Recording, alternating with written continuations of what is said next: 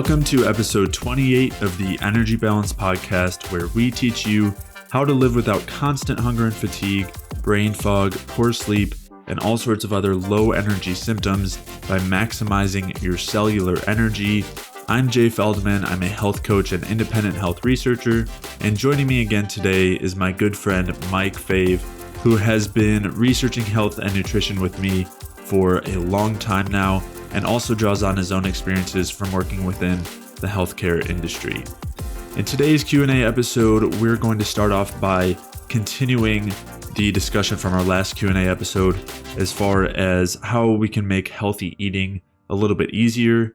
And then we'll also be talking about the Ray Peat inspired carrot salad and whether it's an effective antibiotic. We'll also discuss how you can replenish a healthy gut microbiome after using antibiotics or antifungals, whether those are pharmaceutical or herbal. And then we'll talk about, along with that idea, whether probiotics make sense for restoring a healthy gut microbiome and why we might not want to be using them in this case, or for maintaining optimal gut health. And we'll also be talking about how you can keep your bowels regular and improve gut motility. If you have any questions you'd like us to discuss on a future Q&A episode, you can send those in to jay@jayfeldmanwellness.com, and that's jay@jayfeldmanwellness.com, or feel free to leave them in the comments on the YouTube video or anywhere else on the podcast. To check out the show notes for today's episode, head over to jayfeldmanwellness.com/podcast, where you can take a look at the articles and studies and anything else that we referenced throughout today's episode.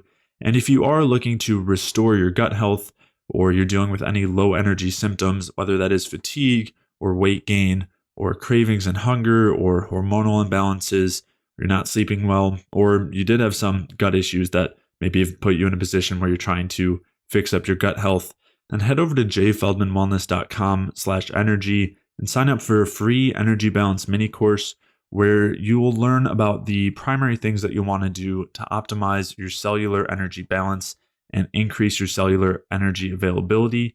And I'll discuss why this is really the key to improving our health and recovering from all of these low energy symptoms, and go through some of the main things you want to focus on as far as nutrition and lifestyle are concerned in order to optimize our health from this perspective. So to sign up for that free energy balance mini course, head over to jayfeldmanwellness.com/energy. And with that, let's get started. Some things that can make it easier that you and I do is cooking in bulk, preparing ahead of time. I typically weekly will have some sort of meal that I'll normally do in a slow cooker, just because I find that really easy. Throw a bunch of ingredients in. There's a million recipes that you can use or modify. And I have meals already prepared for the week. So if I was going to do, my liver one day, but I forgot to defrost it or didn't have time or whatever, I always have something as a backup and as something, to have throughout the week. I always have go-tos available. I mentioned eggs and bacon is one that, doesn't have to be defrosted. It just stays for a while. Things like that are just small things that make it easier. I'm trying to think of some snacks that you can bring with. Turkey, dried fruits are really easy. You just have to buy them. There's juices. As far as for my food prep specifically, the only things I have to cook are whatever meat source I'm going to be eating. I don't have to cook the juice. I don't have to cook the fruit. I don't have to make the dried fruit or anything. I have to peel the carrot. I don't cook the carrot. And then the other thing that's helpful is if you have a significant other, working together with that, because at least with my girlfriend and I, we eat the same thing. So sometimes she'll cook and other times I'll cook, and we'll if we have to do something, we'll both we'll split the task up, so she can go do the cooking and I'll go take care of this and that, and we'll work because both of us are working. So we'll work together to make sure that everything is taken care of. Or right now I'm doing the podcast and she'll go get groceries, and then we'll come back and we'll get everything set up. So having again, relationships and community are an extremely important part of living in general, but making it through some of the culture that we live in currently. I mean, it's really helpful to have family and a significant other, assuming that you don't have, it's not like a toxic situation around, that basically you guys can work off each other and help each other. And then if not, then having things prepared in bulk or setting up your diet so you don't have to cook very much For example, with if you don't have time to cook, well, bring a carton of juice to work and some dried fruit and maybe beef jerky, and then you don't have to cook anything. Yeah. You're all set. And then for breakfast, just make a bunch of hard-boiled eggs in the morning one day, and then just leave them in the fridge, and then you just take them out, microwave them, and you're ready to go. I mean, microwave them outside the shell. And yeah, then all you have to do is you just eat a few eggs in the morning with some juice or coffee or whatever. And if you have milk, then you don't have to prepare milk. You just make the coffee, or you set a timer on your Keurig or whatever it is. It makes it for you, and you add milk. And then you have 2 eggs and a cup of juice, and you're ready to go. So you can set things up in a way that gives you the extra time. There's a little forethought, and I mean, it takes time to play with, but yeah, that's definitely a good. Or the slow cooker is really good as well. We do that. We make a stew, and then we'll put like 4 pounds of meat in the stew, or we'll cook 4 pounds of ground meat, and then we'll just eat it off the next few days. So, and then we don't really have to cook anything. We just put it in containers and we're ready to go. So it makes things a little bit easier. You just grab it, you go, and it's the same thing as having fast food. It's actually quicker because you don't have to drive anywhere to go pick anything up or anything. So yeah, and from the economic side too, it's cheaper for much better quality and more food typically, even than things like fast food. So it really is, especially if you get a bunch of grass-fed ground meat or something like that and you cook it. It's way cheaper than having to go get meat every day at Chipotle or something like that. Yeah. So. And another one that just, you had mentioned beef jerky. There's also those beef sticks or strips and things that are typically higher in fat. So I like to have those also sometimes. So like Epic stuff? Yeah, there's or other brands that it's almost like the equivalent of like Slim Jims. Yeah, but they just have more fat in there, whereas the beef jerky is really lean. So sometimes I like to have more of that fat source. So yeah, with the beef jerky, what I actually have people do if they only have the lean options is get chocolate too, and then you have fat from the chocolate and protein from the jerky. Or in my case, sometimes I'll have olives or something like that. Yeah, olives work. Banana chips or coconut oil. Potato chips are also good ones to always have on the go. Yeah. All right. Do you have anything else to add there? One day, this is semi-tangent. One day we should probably go over like what to look for in labels and things like that. Yeah, it's not a bad idea. Just like if you go to beef jerky, you want to stay away from XYZ. Yeah. No. Yeah, it's definitely a good idea, and there's so much to dig into there. Another thing I would say is, that it takes time. I'm talking about the normalization of it and making homemade meals, and just especially if you're not used to cooking or not used to cooking on your own or using something like a slow cooker, it takes time to adjust. It takes time to experiment. That's kind of the fun of it. So I know it can feel a little stressful at first, but it gets way easier. You get into a routine. You have meals that are your go-tos that are, same thing with all snacks and stuff. So plantain chips is another one that's in a good quality, like sustainable palm oil or sometimes coconut oil. Or coconut oil, there's cassava chips. Yeah. And then there's sweet potato chips too. The one thing I'll say is sometimes you're going to make meals, you're going to mess them up. Like we made a stew. We made a stew the other week, and we tried to put kidney in with the lamb, and it ruined the whole stew. When we were just eating it, we were like, ugh. So really, you're going to mess up. It just is how it is, and then eventually you'll work things out. But as far as really simple things to do, get a bunch of ground meat, cook it in butter. It's really hard to mess up ground meat cooked in butter and salt it. Like it's kind of hard to burn it. It's kind of hard to make it taste terrible. Even if you could do chicken breasts in the oven with coconut oil, it's kind of hard. I mean, you could burn them and they'll be dry, but it's kind of hard to make it nasty or anything like that. Those things are really easy to do. And like the beef bacon or cooking eggs, like learning how to fry an egg, really easy things to do. When we were in college, we didn't add any spices to our food. I mean, you and I were just eating eggs or we had too many spices at one point. At one point, but then after that, it was just ground meat with salt and butter, or ground meat with tallow and salt, or eggs cooked in coconut oil, or something like that. So that if you could just do those things, that's great. And then the other thing I'll mention for people is if you do tolerate dairy well or something, you can make shakes for yourself. Shakes are really easy with like a strawberry banana smoothie with milk or something if you tolerate it, or if you don't tolerate, or milk and collagen, or if you don't tolerate casein, but you tolerate whey, then whey and collagen or goat milk, whatever it is, you can do things like that. And then another thing is also cheese is really easy. If you're really short on time, you can just grab some cheese, and then lunch can be like cheese and fruit for a meal and juice. And you have fiber, carbohydrates, fat, and protein there. So those are really easy sources. And I mean, again, it's up to individual tolerance, but those are things to try and that you can grab, and you just have to go to the store and buy the stuff. And now you don't even have to go to the store. So yeah, I don't know if that's one of the good things of the culture. I think that still might be borderline problematic side, but I guess for people who don't have any time at all, it's better than eating out for every meal. But yeah. Well, yeah. Yeah. All right. So do you have anything else? No. So the next question was a follow-up for something that we talked about on the previous Q&A. Was it the Q&A? Yep. And it was we mentioned some antiseptic things for the gut. The question here was about the carrot salad and why we didn't specifically mention that as an antiseptic. Yeah. So it was Carl who had asked what we think about the carrot salad, if there's a reason why we didn't mention it. Yeah. I mean, I would just say that I think that, I mean, I know you eat a carrot with every meal. I go through periods where I have them daily. I go through periods where I don't have them at all. But I think that it is helpful as kind of like a general antiseptic, a general kind of maybe more of a bacteriostatic, where it's preventing overgrowth and things. It does have some antimicrobial properties, especially if you're adding the coconut oil or olive oil with the vinegar together, or lemon juice and vinegar with it.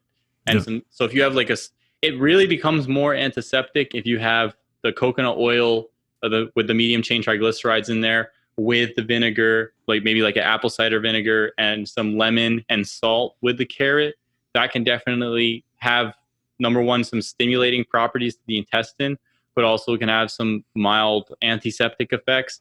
In my experience, the carrot itself, just the carrot, it stimulates peristalsis. I know as soon as I eat a carrot, I can feel my intestines start to go. So, start to move and whatnot. So it does trigger the peristaltic function, at least in my experience. As far as the antiseptic properties, I think they're very, very mild. It wouldn't, if you have a severe gut issue, I don't think that carrots are going to solve the problem. They may help you move your bowels a little bit more depending on what's going on, but I don't think, and this is repeatable for a few people that I've worked with, friends, family, people who've asked me online in different areas, what have you tried to help you go? The carrot does stimulate people's intestines and to go to the bathroom, or just stimulate it in general, decrease transit time. So, but the antiseptic qualities itself, it's not going to, if you have SIBO or small intestine bacterial overgrowth or some type of dysbiosis, I don't think a carrot's going to solve it. I don't think it's going to make really that much of a difference, besides for people keeping you regular for a period of time or while you eat it.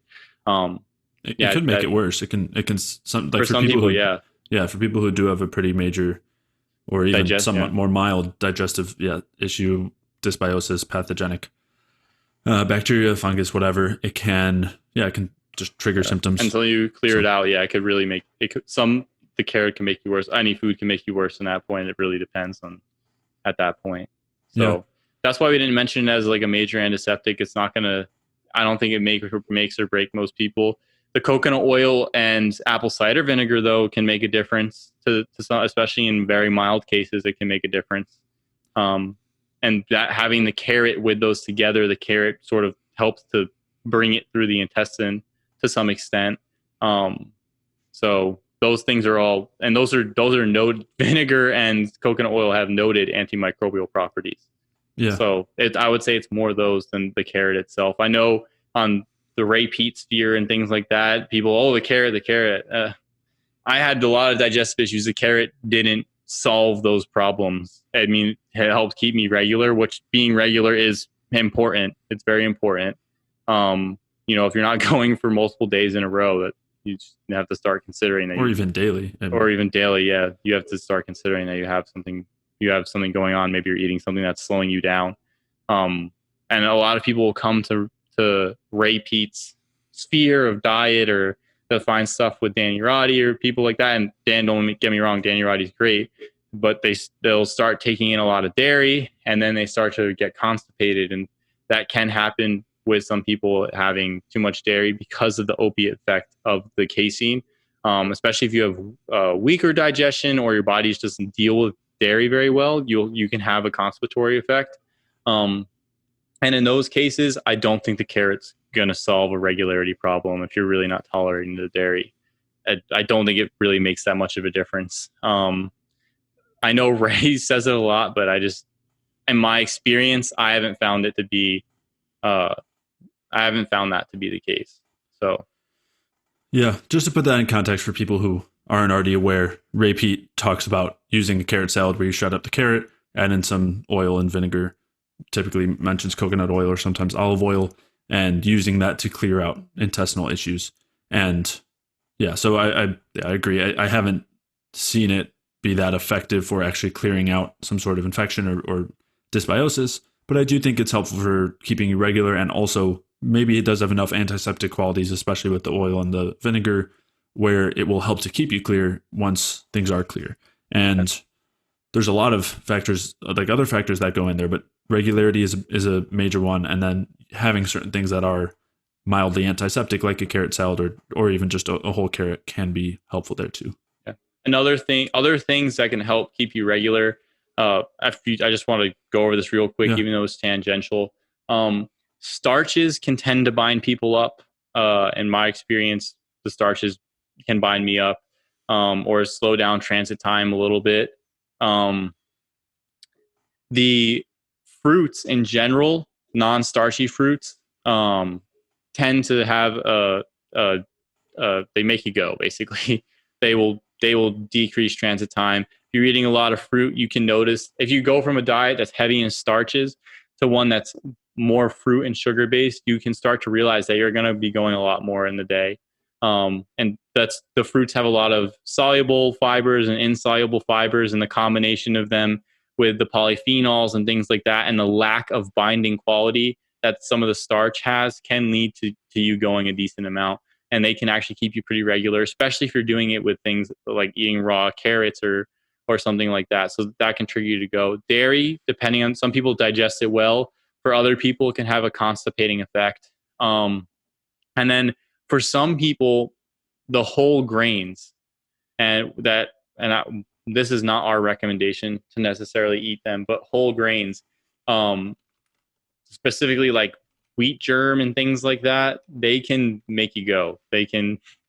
I don't recommend them. I don't think it's necessarily very helpful. They irritate my intestine, but they can definitely make you go. Some of the, like if you have brown rice too, for some people it makes them go. For some people it can constipate them. It really depends. But in general, the starches like bananas and white rice and things like that can have a more of a binding effect, whereas fruits, bananas, white rice, and dairy can have more of a binding effect, whereas fruits in general can have more of a, I don't know how to put it, makes you go. Stimulating effect, yeah. And it's definitely, like, I know you mentioned it, so just to clarify, it's definitely not that black and white.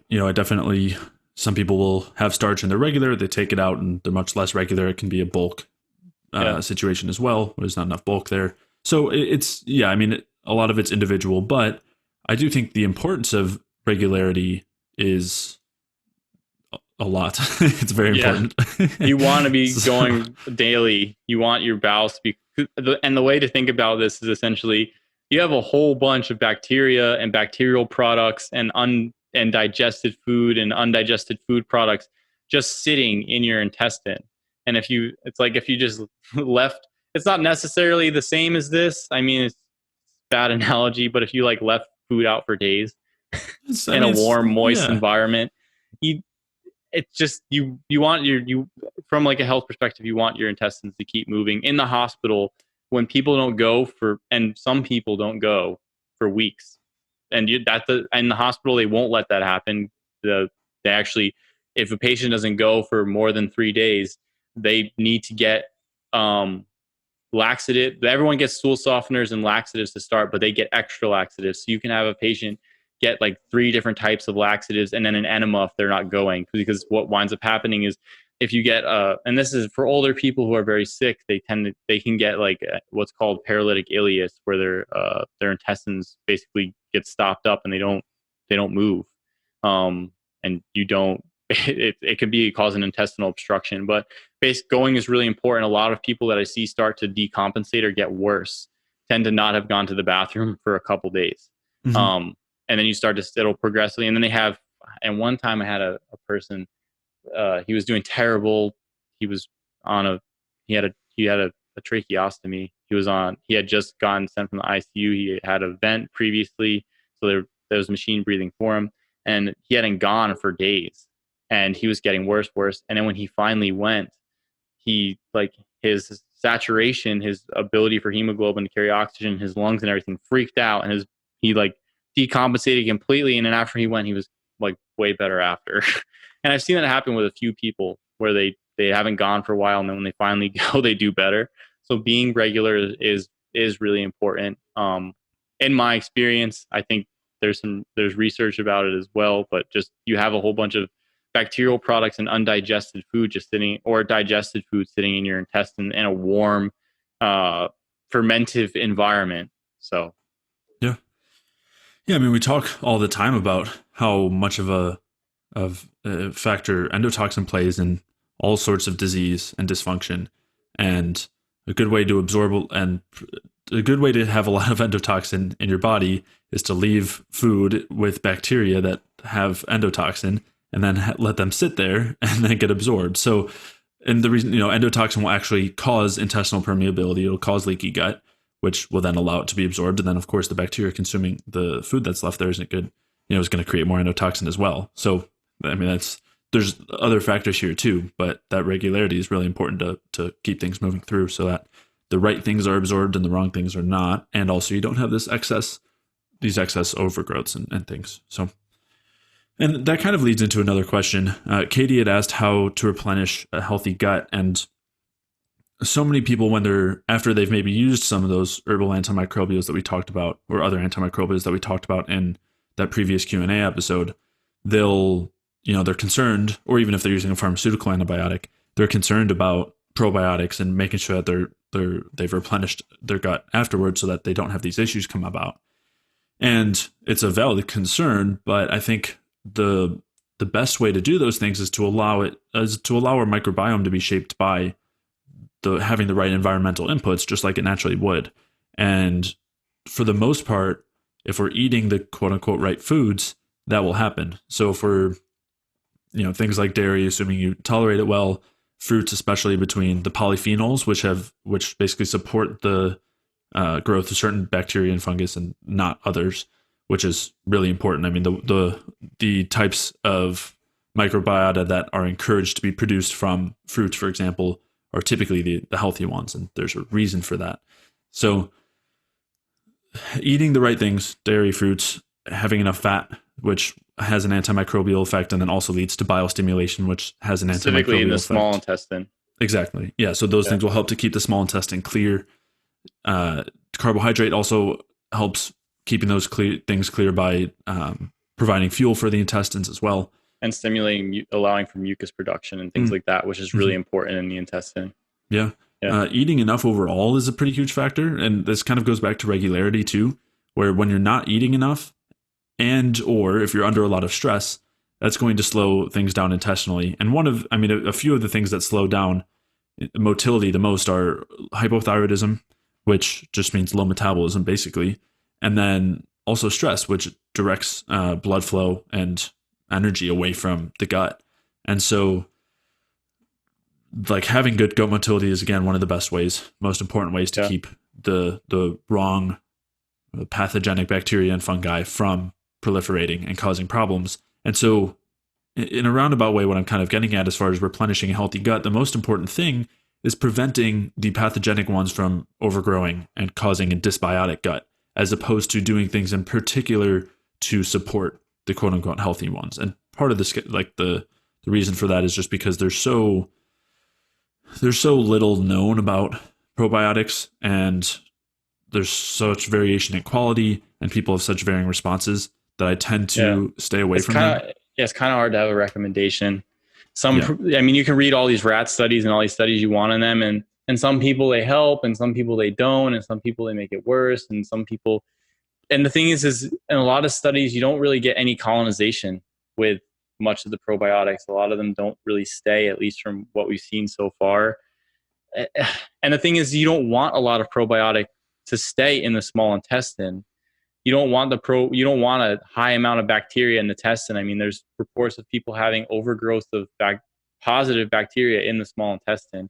That's not a good thing either. So, well, it's a hard recommendation to make, to say, oh, take all these probiotics, take this probiotic. And then there's people who have problems and they take them and it sort of maintains it for a little while and it doesn't work eventually, or they're just, it's just a really difficult, um, it's, we don't know. I feel like we don't know so much yet about the, specifically the microbiome and which probiotics work. And the other thing is I don't think it's going to be one species that makes or breaks people, because there's so many different species and different types of bacteria, and they have a lot of different interrelationships, and diet changes them and this and that. So I think eliminating pathogenic species is helpful. Eliminating different overgrowths is helpful. Eliminating SIBO is helpful, which is small intestinal bacterial overgrowth. And then making sure that the gut lining is intact is really important. And that's, again, what you said, having enough energy, having enough carbohydrate. And then for specific things to keep the gut lining intact is eating enough protein, having some collagen, hydrolysate, or things like that is helpful.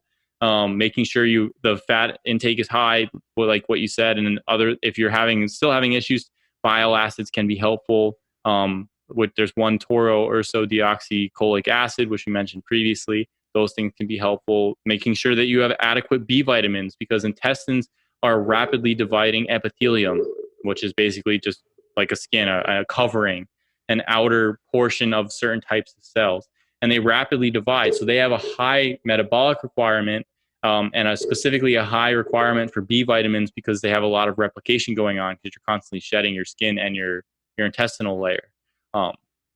So those are really important. So enough polyphenols is important to have from fruit, and enough of specific fibers, like the grain fibers, I think tear up the intestinal tract in my experience. Interestingly, there was a doctor, Dr. Kellogg, who was prescribing high amounts of insoluble grain fiber with a religious bent behind it to prevent people from having sex outside of marriage types of things. And that's where you have your Kellogg cereal from. That's his company morphed into this big conglomerate now. So keep in mind where it's coming from. But a lot of the grain fiber, I think, is irritating. So then the fruits and vegetables have a lot of polyphenols and things like that. And then a lot of saturated monounsaturated fat help to clear out the small intestine. And an adequate protein is important for maintaining the intestinal lining, because it's made out of essentially proteins and carbohydrates. And the mucus layer is made out of carbohydrates specifically, and an adequate B vitamins to keep replication going. So all those things are really important. I think you want to, while you're doing your clearing out, assuming things don't bother you, you want to be focusing on diet in this perspective, and you want to be keeping that intestinal lining intact as best that you can, with a bunch of methods that we've talked about previously. Yeah, I would definitely refer back to those earlier gut episodes we did. A couple other factors to consider: making sure your meals are spaced out enough that in a way that allows for the full migrating motor complex to work its magic and move all of the food through, so that you don't end up with those overgrowths, is also, or can also be important. Having enough movement throughout the day can also be really helpful as far as gut motility goes, and stimulating our intestinal peristalsis. So those are things to consider as well. And avoiding unnecessary antibiotic courses, I think, is important too. If you have a cold, don't go to your doctor and get a Z-Pack. If you're really sick, go to the doctor, fine. But if you're just having the sniffles or something like that, I know a lot of people want something to take. I don't think the antibiotic is necessarily going to help in a lot of those situations, or even for things like the flu. I'm not saying don't go to your doctor. That's a different story. But antibiotics aren't going to help with the flu. In a lot of cases, it's not going to help with the flu. It's not going to do much. I mean, assuming that the flu is actually the flu. Yeah, assuming it's actually the flu. If you which have, because it's a general inflammatory response, so you could have something else going on. But go get checked out, and then if the doc's saying, "Hey, the flu," it'd be like, "I don't need antibiotics. Let's see how it goes, doc. I don't know if I need antibiotics." Or ask him what they think. Ask the doctor what they think about that. I mean, even healthcare, it's a big thing now because of resistance. They don't want people to be taking antibiotics unnecessarily, and it's also not good because if you're going to get over it anyway, there's no need to to potentially put yourself at risk for causing some type of dysbiotic symptom. And then the other thing to keep in mind is for a lot of people that are giving young kids a lot in their teens doxycycline and things like that for acne. And then people have reported having like a lot of bowel issues when they come off later on. Mm-hmm. Those are things to keep in mind as well, that if you're taking medications and you're even drugs like metformin for people with diabetes, which we can also we'll get to at some point soon in the next few questions, what you'll see is that metformin has an antibiotic effect in the gut, and different. Like I just saw a recent study that certain blood pressure medications have an antibiotic effect, so they actually lower endotoxin, and so a lot of drugs have different mechanisms besides the stated mechanism of the pharmaceutical company. So keep in mind that when you're taking something,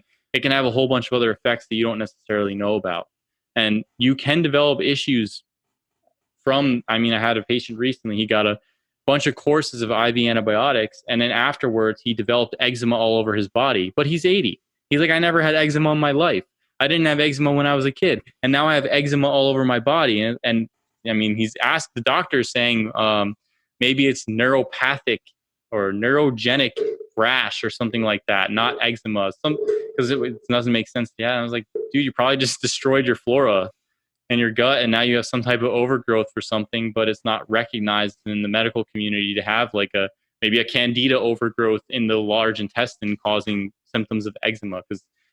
There's studies talking about eczema with an overgrowth of candida species and IgE related allergies and things like that. Eczema has an IgE component, so it really like in this situation he was septic, so he needed the antibiotics. But I have seen people take courses and have problems after.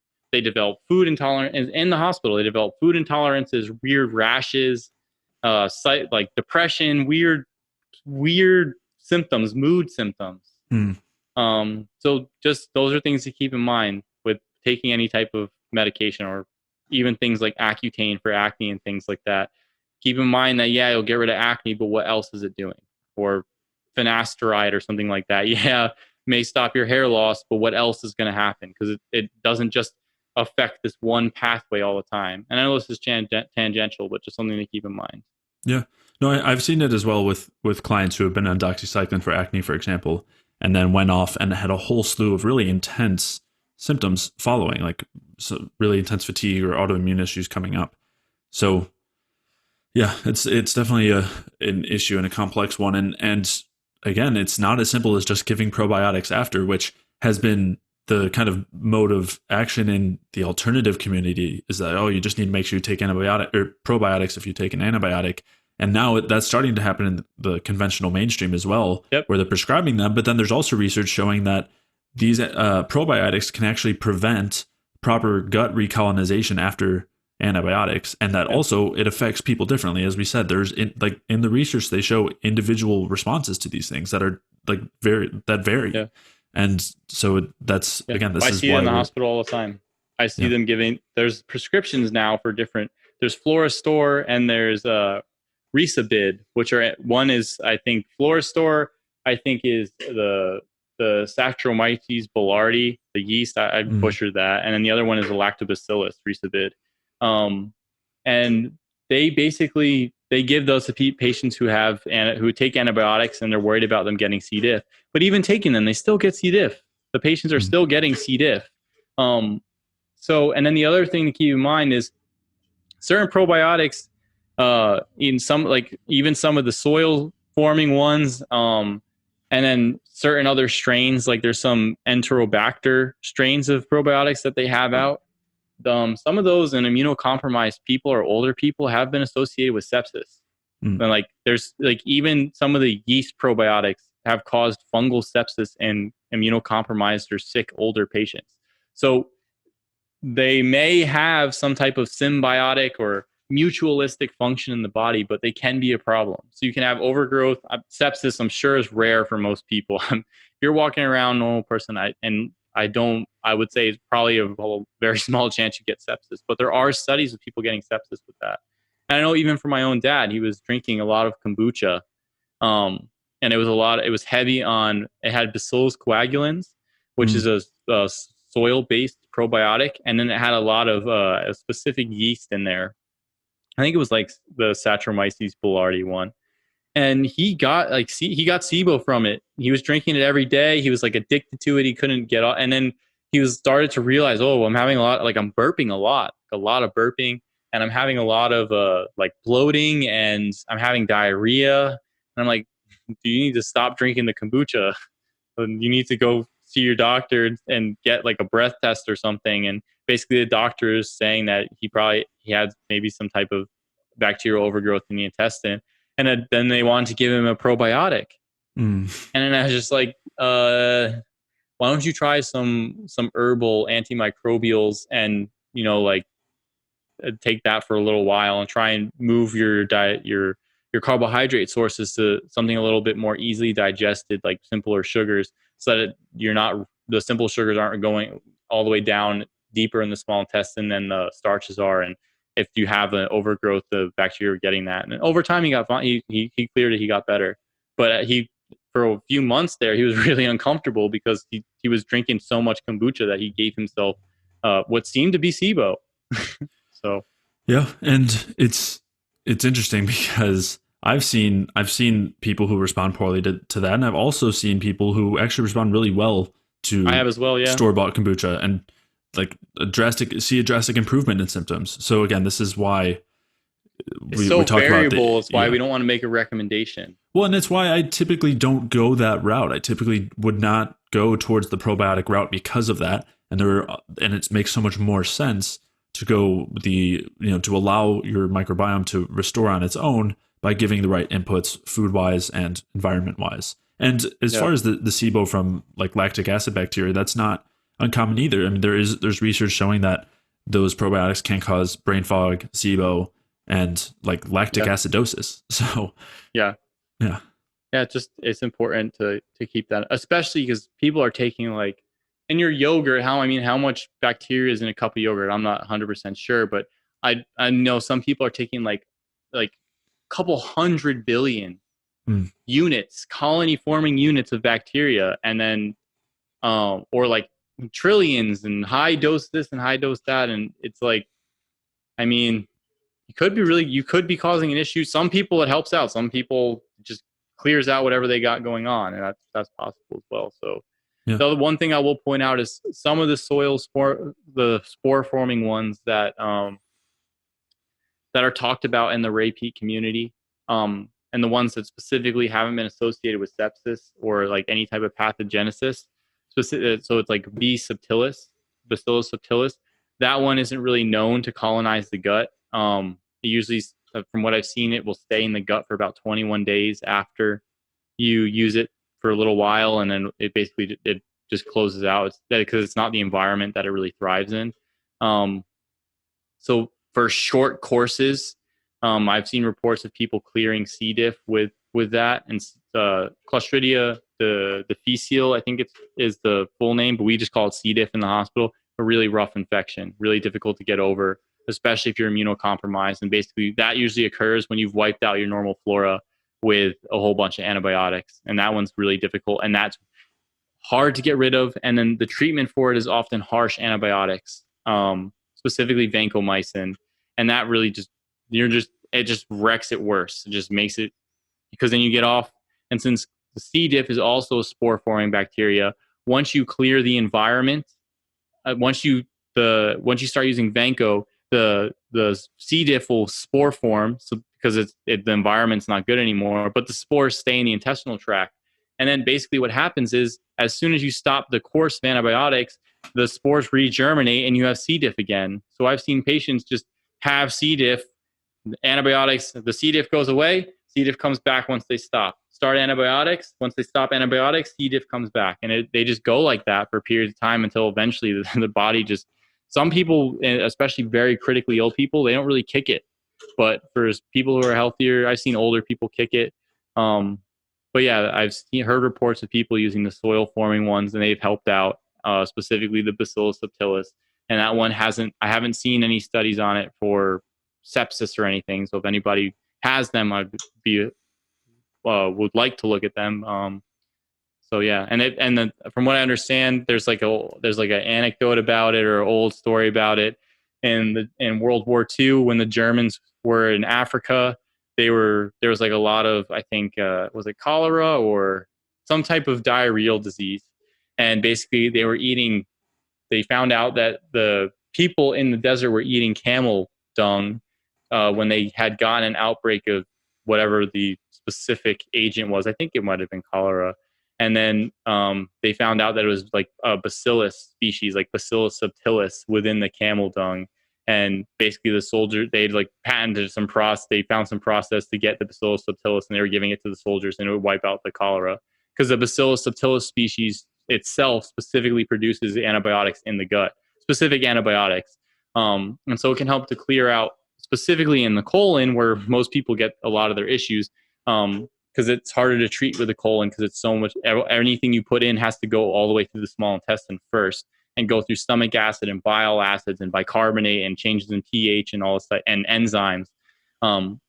So they found out that those things help. The one thing to be careful about is not using soil spore formings for way too long too, because they're also resistant to everything. You can irradiate them, you can autoclave them, you can give high dose of different antibiotics, and it doesn't kill the bacterial spore. So just something to keep in mind that's they if you do develop an overgrowth of them, God forbid, it may be hard to get rid of. Yeah. Yeah. And there's the research in these areas is so infantile, and so is the sort of the supplements too. I mean, supplements that don't say the exact strain that they're using and things like that. So definitely want to be careful. Yeah, just be careful, and that's why I don't have any solid recommendations on them, because to 100%, I just don't really know very much. I play with them myself, but I nothing that I wanted to stay taking. Yeah, well, and I know your warnings were pretty harsh there as well, and I do want to say I know lots of people have used them and are totally fine, including you. I've used them. I have gotten some good effects. Once the first time I used the specific one, it like cleared something out of my gut, I made me go, and then I felt a lot better after. But I kept continuing. I was like, okay, maybe, and I continued taking it for a while, and then I started getting like a lot of histamine symptoms. And this was specifically a probiotic that had a spore formers in it, specifically Bacillus subtilis, because I wouldn't take the other ones before. And it cleared something out, but they do produce histamine, and I started getting a lot of rashes and things like that. And I was like, oh, I need to chill. Yeah. So again, it's hit or miss. It's kind of hard to know what to do with those ones. Yeah, but that's why we go the other way. They shouldn't be necessary, and I think there are certain cases, kind of as you said, like there's certain cases where they might be. Yeah, like a C. diff, I would try different things. Yeah, because sometimes those are hard to beat. But for like a SIBO or something like that, I mean, I would go with some herbal antimicrobials, change the diet, look at meal timing, and then start strengthening the gut lining and liver function and things like that, and taking maybe something like bile acids or eating enough fat to stimulate bile flow, to clear out the small intestine, things like that. And I would try to stay away from probiotics unless it's like last ditch efforts and things like that. So, and I would try and also stay away from a lot of antibiotics as well, unless you have like a very serious situation. Right. And they can be, I mean, you can do low dose antibiotics as long as it's done properly, and that's typically better. But again, along with all these other things at the very least. Other thing I'll mention is for antibiotics, if you take your antibiotics not at the same time as the charcoal, but you take charcoal a little while after you take the antibiotic, what it essentially will do is because the only way the antibiotic gets into the colon and disrupts the flora largely in the colon is if it's not really absorbed well for something like rifaximin, or rifaximin or vancomycin isn't absorbed very well. So that one will go all the way to the colon, and it will clear out the small intestine. Rifaximin gets inactivated in the colon because it doesn't have the bile acids there, but is very active in the small intestine. But for ones that are absorbed, like your penicillins or your macrolides, which is erythromycin, what's it? Erythromycin. What's the other ones? Azithromycin, yeah. And then tetracyclines. Tetracyclines, yeah, cephalosporins, anything like that. If you take those, they're absorbed pretty well in the small intestine. Don't take them at the same time as charcoal, but if you take charcoal like 2 hours after, they should be absorbed at that point, and they shouldn't interact with each other. The antibiotics get ejected in your bile acids back into the small intestine and then they get scooped into the colon with whatever you eat. If you have a lot of charcoal present in the colon when you're taking the antibiotics, the charcoal will bind up the antibiotic, and then it basically won't allow the antibiotic to destroy the flora in the lumen per se. And there's some studies showing it might be protective to some extent against some of the effects or the microbiome disruption of the antibiotic. So that's something to consider if you have a serious infection and you need to. The other thing is that the charcoal also will bind up endotoxins and other excreted things from the liver that can happen with any type of infection when you're taking an antibiotic. So it's helpful in multiple purposes, in multiple ways. And that's just so that you can help if you had like a good flora before that and then you got some type of skin infection or something like that and you needed to clear it.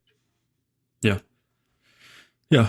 Charcoal is really helpful in conjunction with pretty much any antimicrobial. Yeah. Just not at the same time, because if you take them at the same time, this is very important. You will bind up whatever you're taking and it will not be absorbed. It'll just be carried out with the charcoal. So they need to be taken separately. Yeah. And say that at least I would say an hour is like, I would say at least 2 hours would be ideal. Yeah. That's just that. Yeah. And I think I did mention some people anecdotally talking about using charcoal in conjunction with certain antimicrobials and it may be having a more beneficial effect. But yeah, I mean, I don't think there's any harm in trying something like that. The antibiotics, I would stay away with what the doctor prescribes just because if you have something serious like that, then just take the antibiotic as prescribed and make sure you take the charcoal away and ask your doctor about the charcoal, because I don't want you guys to go through a course of antibiotics and then it doesn't work because you took it with charcoal. And then you go to tell your doctor that these guys told you, and they're like, well, now you got to take another one. And now we're worried about resistance. So we were going to change it from Bactrim to ciprofloxacin. And you don't want to take a ciprofloxacin because it has a lot of black box warnings. Yeah. Yeah, I know they're just random drugs. Yeah, but I mean, a lot of people have, do have experience with them. And I know Cipro has messed a lot of people up. So yeah, those are fluoroquinolones I would stay away from unless you really need them. Yeah. And doctors are staying away from them now because they're starting to recognize the toxicity of them. On number one, they have like a black box warning against tissue rupture and things like that. But yeah, just the medical system. We did a few episodes talking about some of the areas of the medical system that are maybe not as well thought through, or there are some issues. Yeah. And I mean, that's just an example of things that are used maybe without enough research and without enough long-term research. And then they realized later that they were hurting people more than they were helping them. Yeah. Yeah. Now more prescribers are aware of it now. Right. And it's something they're teaching in schools now, that they're a last ditch option. So they want to use other things first. And especially if whatever infection you have has sensitivity to something more like a Bactrim or a penicillin or whatever it is, tetracycline, whatever, they're going to probably use those ones before they use the fluoroquinolones. So they're going to hold those back. And those and cephalosporins aren't the same, but those are more of like the bigger guns. Right. All right. I hope you enjoyed that episode. If you have any questions that you'd like us to answer on a future Q&A episode, you can send those in to jay@jayfeldmanwellness.com. And that's jay@jayfeldmanwellness.com. Or feel free to leave those in the comments on the YouTube video or anywhere else where you're listening to the podcast.